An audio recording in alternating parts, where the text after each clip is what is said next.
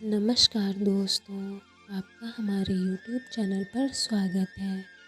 आज मैं आपको शुक्र प्रदोष के व्रत की विधि तथा व्रत की कथा सुनाने जा रही हूँ। तो आइए चलिए सुनते हैं।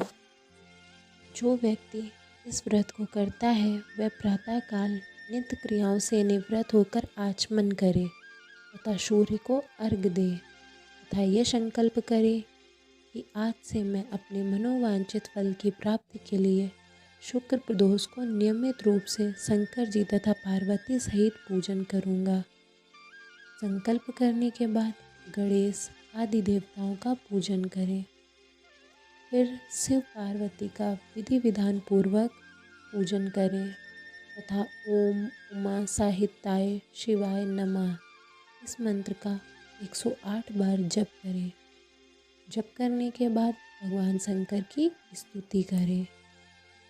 इस व्रत को जो कोई भी करता है भगवान शंकर की कृपा से उसके समस्त कार्य सिद्ध होते हैं। रोगी का रोग दूर हो जाता है, निर्धन को धन मिलता है, विद्यार्थी को विद्या एवं संतान चाहने वालों को संतान का लाभ होता है।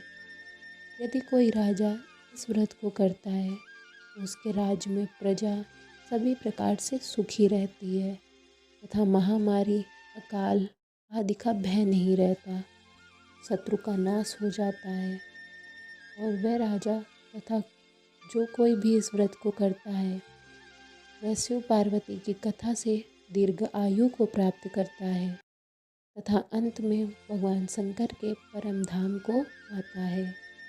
इस दिन सफ़ेद वस्तुओं से देवताओं की पूजा करनी चाहिए तथा ब्राह्मणों को सफ़ेद भोजन खीर आदि कराना चाहिए, जिससे शुक्र देवता प्रसन्न होते हैं एवं समस्त सुखों को प्रदान करते हैं, क्योंकि शुक्र भोग एवं सुख के स्वामी हैं।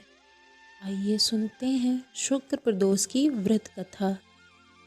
प्राचीन समय में कहीं पर 3 मित्र रहते थे। पहला कायस्थ, दूसरा ब्राह्मण और तीसरा वैश्य था। तीनों मित्रों का विवाह हो गया था और पहले 2 मित्र की पत्नियां भी घर आ गई थीं, किंतु तीसरे मित्र वैश्य की अभी तक गौना नहीं हुआ था, अतः उसकी पत्नी ससुराल में ही थी। एक दिन कायस्थ ने अपने वैश्य मित्र से कहा कि तुम अपनी पत्नी को क्यों नहीं लिवा लाते। अपने मित्र की बात सुनकर वह अपनी पत्नी को लेने के लिए ससुराल के लिए तैयार हो गया, किंतु उसके घर वाले तथा ब्राह्मण मित्र ने कहा कि अभी सुक्रास्त हैं तथा अभी विदा कराने का कोई मुहूर्त नहीं है, शुक्र के उदय होने पर विदा करा लाना।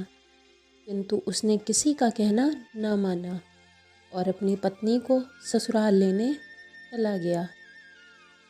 दामाद को आया हुआ देखकर उसके ससुर ने आने का कारण पूछा। तब उस वैश्य ने कहा, मैं अपनी पत्नी को विदा कराने आया हूँ।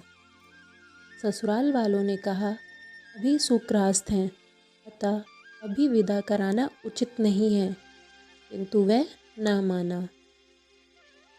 अंत में ससुराल वालों ने लाचार होकर अपनी पुत्री सहित उसे विदा कर दिया। रास्ते में घनघोर जंगल में रथ का पहिया टूट गया, जिससे रात को वहीं रुकना पड़ा और चोरों ने आकर उसका सारा धन लूट लिया। उस वैश्य पुत्र को काफ़ी चोट भी पहुंची।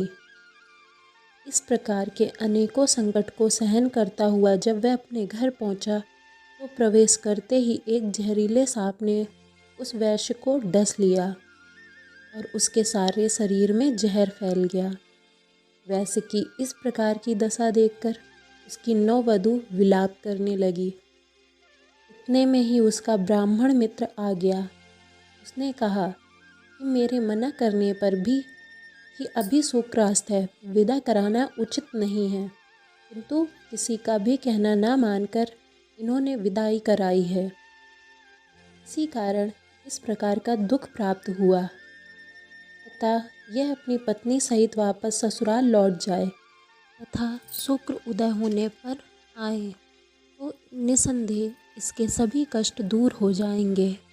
ब्राह्मण मित्र की यह बात सुन उस वैश्य की पत्नी अपने पति के साथ वापस मायके चली गई।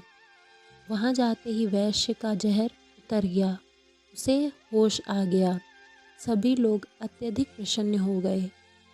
जब शुक्र का उदय हुआ तब वह वैश्य अपनी पत्नी के साथ आनंदपूर्वक आकर रहने लगा। शुक्रस्त से कोई भी मांगलिक कार्य नहीं करने चाहिए। इस कथा को पढ़ने या सुनने से ही मनुष्य के समस्त पापों का नष्ट होकर सुखों की प्राप्ति होती है। ऐसी ही रोचक जानकारियों के लिए देखते रहिए हमारा YouTube चैनल।